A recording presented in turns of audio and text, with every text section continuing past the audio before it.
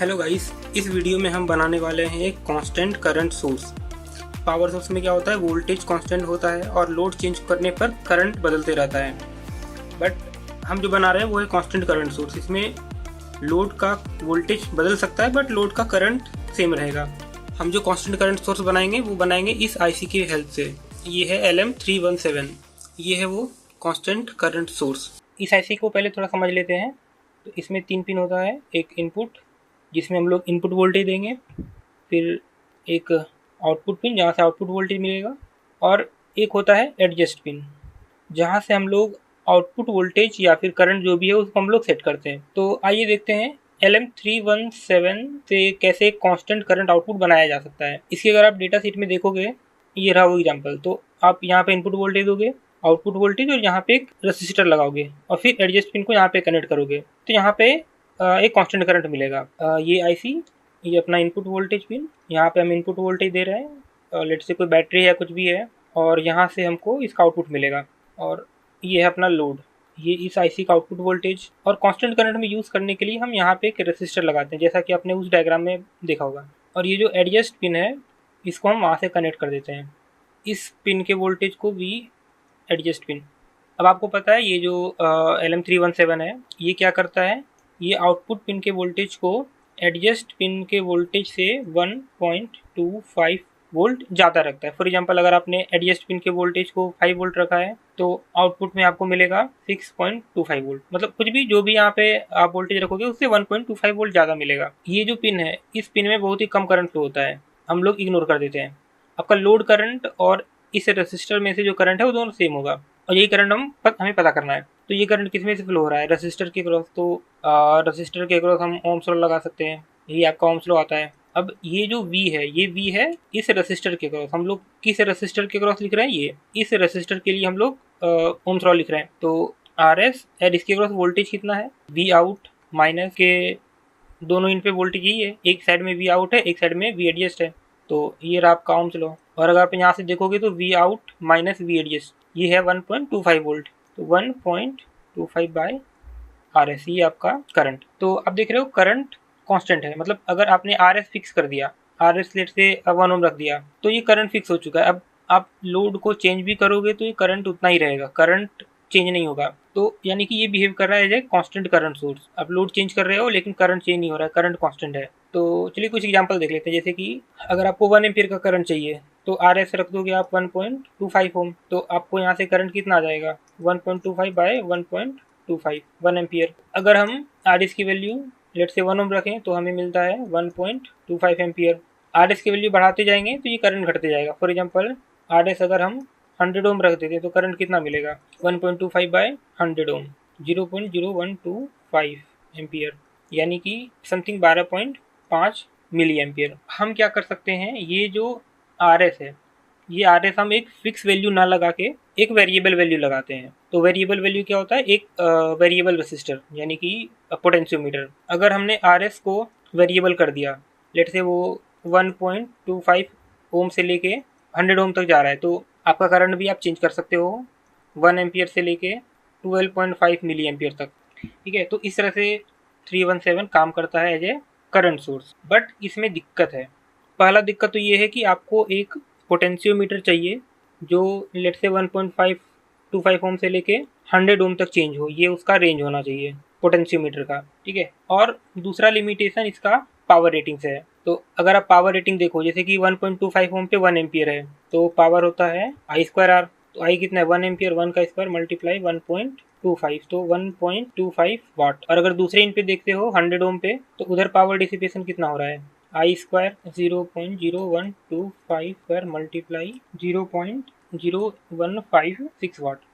तो पहला लिमिटेशन ये है कि आपको एक ऐसा पोटेंशियोमीटर खोजना है, यानी कि वेरिएबल रेसिस्टर जो इतना से इतना ओम तक चेंज हो। दूसरा इसका पावर रेटिंग, ये एक वेरिएबल रेसिस्टर के लिए कह सकते हैं थोड़ा ज़्यादा पावर रेटिंग है। इतना पावर रेटिंग का जनरली वेरिएबल रेसिस्टर आपको में भी ना मिले, और काफ़ी खोजने पर मिल सकता है आपको। और दूसरा लिमिटेशन ये है कि यहाँ पे जो आउटपुट करंट जो आप सेट करते हो वो होता है 1.25 बाई RS। अब आप क्या चाह रहे हो कि हम RS को चेंज करें और आउटपुट करंट भी आपका चेंज होते जाए। ठीक है, लेकिन अगर आप इन दोनों का ग्राफ देखोगे आई आउटपुट वर्सेस आर एस को, तो ये कुछ ऐसा आएगा। आर एस जैसे जैसे कम करते जाएंगे करंट बढ़ता जाएगा, और आर एस जैसे जैसे बढ़ाते जाएंगे करंट घटता जाएगा। तो 1.25 पे कुछ है 1 एम्पियर और 100 ओम पे कुछ 12.5 मिली एम्पियर। तो अब देख रहे हो ये लीनियर नहीं है। आप आर एस को चेंज करते हो तो स्टार्टिंग में करंट तुरंत ही ड्रॉप हो जाता है, फिर उसके बाद धीरे धीरे घटता है। कैसा होता अगर हम करंट को इस तरह से चेंज कर पाते हैं, ये आउटपुट करंट, ये जो भी रेसिस्टर हम लोग चेंज करना चाह रहे हैं रेसिस्टर के साथ अगर इस तरह से चेंज होता तो ये ज़्यादा अच्छा था इसके कंपेयर में। तब देख रहे हो यहाँ पे 3 लिमिटेशंस हमको मिल रही हैं। पहला तो रेंज, जो रेसिस्टर हम लोग मेन यहाँ पे यूज़ करेंगे करंट कंट्रोल करने के लिए, उसकी रेंज अलग ही है, 1 ओम से लेके 100 ओम तक है, तो जनरली थोड़ा डिफिकल्ट है मिलना।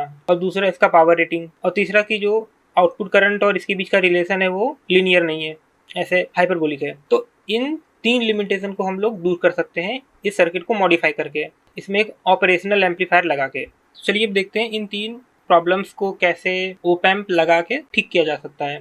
ठीक है, तो ये जो सर्किट है इस पे हम लोग काम कर रहे हैं। हम यहाँ पे लगाएंगे एक ओप एम्प, यहाँ पर रखेंगे 2 रेसिस्टर, इसका आउटपुट यहाँ से कनेक्टेड रहेगा, ये इधर से कनेक्टेड रहेगा, और ये आउटपुट यहाँ से कनेक्टेड रहेगा, और ये पिन इन्वर्टिंग पिन, ये non inverting pin. I hope आपको ओप एम्प का बेसिक आइडिया है। ये R1, ये R2। अब अगर इसको हम लोग सॉल्व करते हैं आउटपुट करंट के लिए, तो आपको क्या देखने को मिलेगा, ये ओप एम्प क्या करेगा, इन दोनों पॉइंट का वोल्टेज बराबर रखने के लिए जो कर सकेगा वो करेगा ये ओप एम्प। अभी इन दोनों पॉइंट का वोल्टेज तो बराबर रहने वाला है। तो अब देखो अगर हम इस पॉइंट का वोल्टेज निकाल लें तो इस पॉइंट का वोल्टेज पता चल जाएगा, क्योंकि ये दोनों पॉइंट का वोल्टेज बराबर रहेगा, ये ओप एम्प इन दोनों पॉइंट के वोल्टेज को बराबर करेगा। तो अब यहाँ पे देखो कि ये जो वी आउट है, V out actually adjust pin से 1.25 वोल्ट ज्यादा रहेगा। तो अगर इसमें कुछ तो करंट फ्लो हो रहा होगा, R1 R2 कुछ तो करंट फ्लो हो रहा होगा इसमें। करंट को स्मॉल आई से डिनोट करते हैं, तो स्मॉल आई की वैल्यू क्या हो जाएगी, V out minus V adjust divided by R1 plus R2। लेकिन V out minus V adjust यहाँ से आप देख लो कि ये है 1.25 वोल्ट के बराबर, V out minus V adjust, इसको अब इधर लेके आओगे तो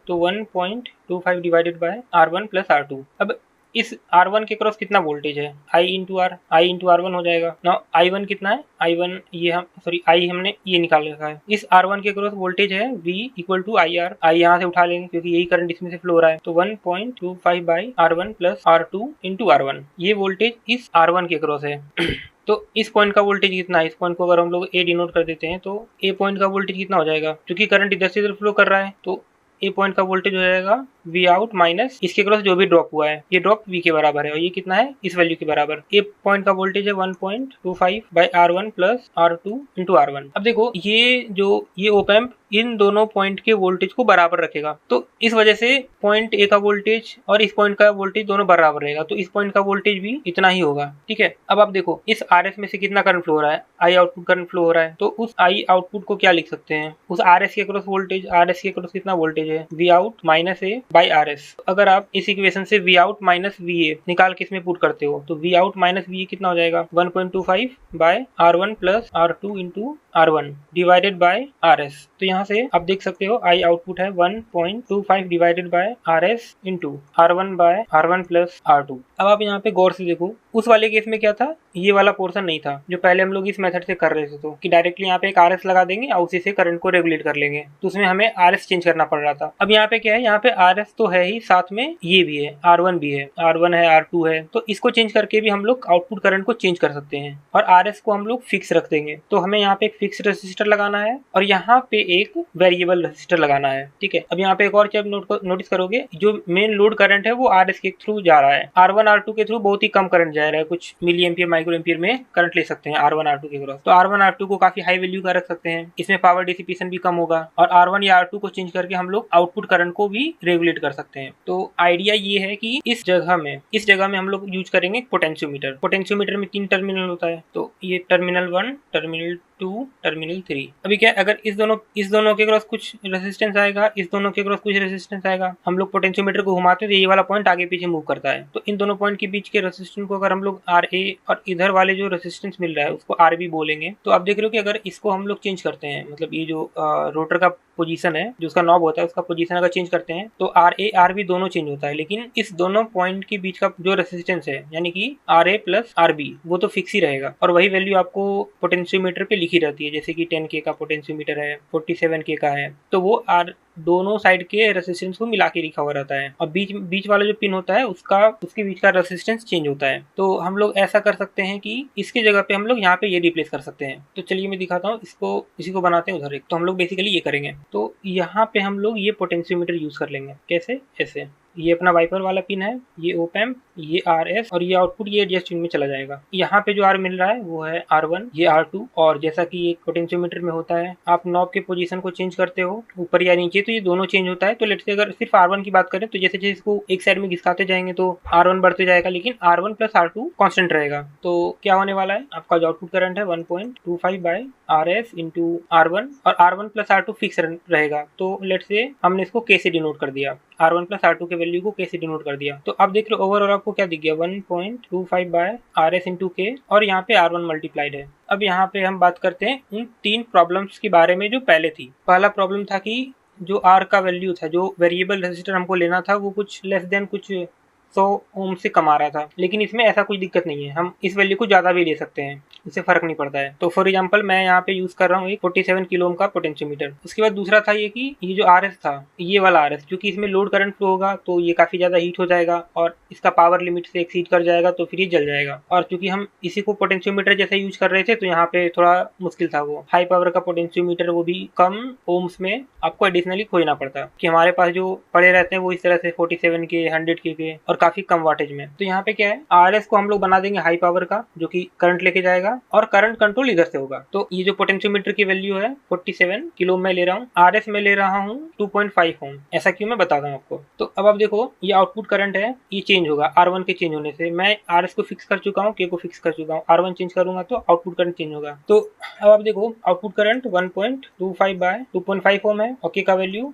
या इसको ऐसे लिख देते हैं R1 बाय 47 किलो, उसको ऐसे भी लिख सकते हैं। तो आप यहाँ पे देखो ये कितना हो जाएगा, ये हो जाएगा आपका 0.5 इंटू R1 बाय 47000। ठीक है, तो R1 आपका क्या है, पोटेंशियोमीटर का एक सिरा है, तो R1 भी आपका चेंज हो सकता है 0 से लेके 47 के तक। तो अब देखो आपको मिनिमम करंट कितना मिल रहा है, 0 एम्पियर। जब R1 की वैल्यू 0 होगी तो आपको 0 एम्पियर मिलेगा। और मैक्सिमम करंट आप कितना जा सकते हो, जब R1 की वैल्यू आप नॉब को पूरे दूसरी साइड में घुमा दोगे तो वो आपकी R1 की वैल्यू 47 की हो जाएगी। तो ये दोनों कट जाएगा, तो बचेगा 0.5 एम्पियर। तो अब देख रहे हो, करंट को यहाँ से लेके यहाँ तक चेंज कर सकते हैं। अभी क्या है, जब भी मैक्सिमम करंट फ्लो हो रहा होगा तो जो RS है उसमें कितना पावर डिसिपेट हो रहा होगा, I स्क्वायर R, I है 0.5 स्क्वायर मल्टीप्लाई RS की वैल्यू है 2.5, तो ये कुछ है 0.625 वाट। अभी मेरे पास जो रेसिस्टर्स अवेलेबल है, अब आप एक तो देखो कि 2.5 ओम का रेसिस्टर आपको नहीं मिलेगा, 2.2 ओम का मिल सकता है। ऊपर से इसकी जो वाटेज होती है वो होती है 0.25 वाट, क्वार्टर वाट की रेसिस्टर होती है जनरली। अगर आपके पास हाई पावर की रेसिस्टर है तो आप उसको यूज कर सकते हो, लेकिन अभी मेरे पास ये 0.25 वाट की अवेलेबल है। तो मैं ऐसा कर रहा हूँ, मैं 4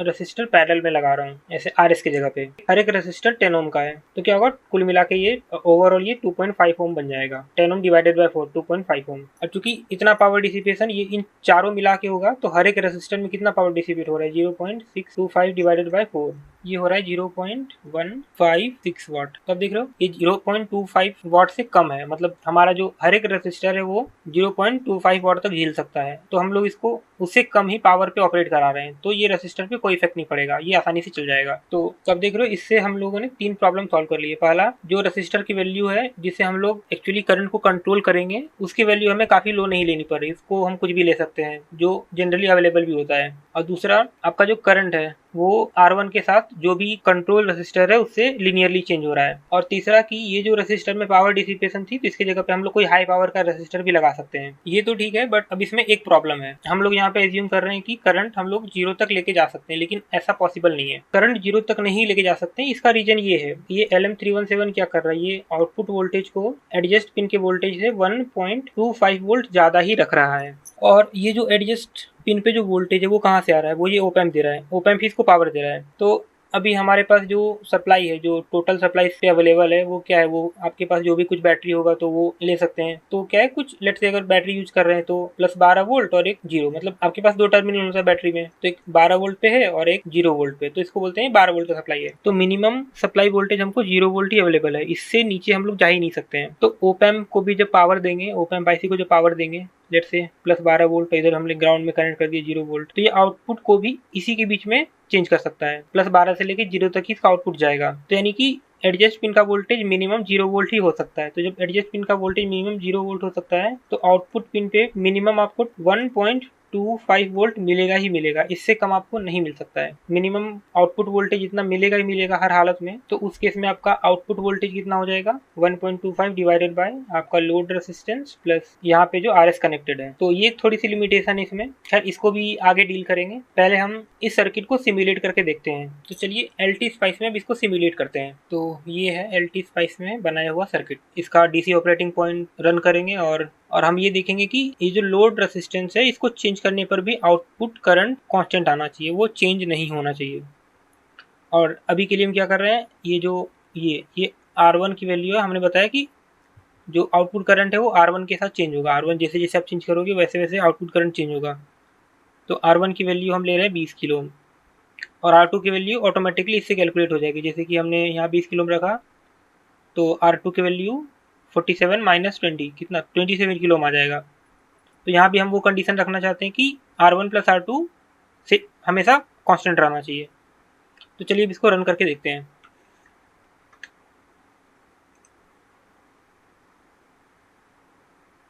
तो आप देख रहे हो ये कांस्टेंट है। नीचे लोड रेसिस्टेंस की वैल्यू देख रहे हो आप, लोड रेसिस्टर जब 6 ओम है तो भी करंट कुछ 265 मिली एम्पियर, और जब लोड रेसिस्टर इतना तक पहुंच गया 46 ओम तक पहुंच गया तो भी आपका जो करंट है वो इतना ही मिली एम्पियर है। तो ये कांस्टेंट करंट जनरेट कर रहा है। अभी हम देखना चाहते हैं कि ये जो R1 की वैल्यू है, ये R की वैल्यू है, इसको हम लोग बढ़ाते जाएंगे तो करंट की वैल्यू बढ़ते जाएगी लोड रेसिस्टर को 20 ओम पे सेट करके। अभी आप देख सकते हो कि जो हमारा कंट्रोल रेसिस्टर है, जो हम लोग यहाँ पे पोटेंशियोमीटर लगाने वाले हैं, उसको जैसे जैसे बढ़ाते जाएंगे, जैसे कि यहाँ पे 5K से लेके कुछ 45 46K तक जा रहा है, तो वैसे वैसे आपका आउटपुट करंट बढ़ते जाएगा। और ये देख रहे हो ये लीनियर है, ये ऐसा नहीं कि कुछ हाइपरबोलिक टाइप का है। और यहाँ पे भी आप वो लिमिटेशन देख सकते हो कि जो हमारा आउटपुट करंट है वो एक लिमिट के नीचे नहीं जा रहा है। उसके लिए आप यहाँ पे डायोड लगा सकते हो। 1.25 वोल्ट ड्रॉप करने के लिए 2 या 3 डायोड लगा सकते हो, तो 1.25 वोल्ट यहाँ पे ड्रॉप हो जाएगा, इसका वोल्टेज 0 वोल्ट तक चला जाएगा और यहाँ पे आप 0 मिली एम्पियर तक अचीव कर सकते हो।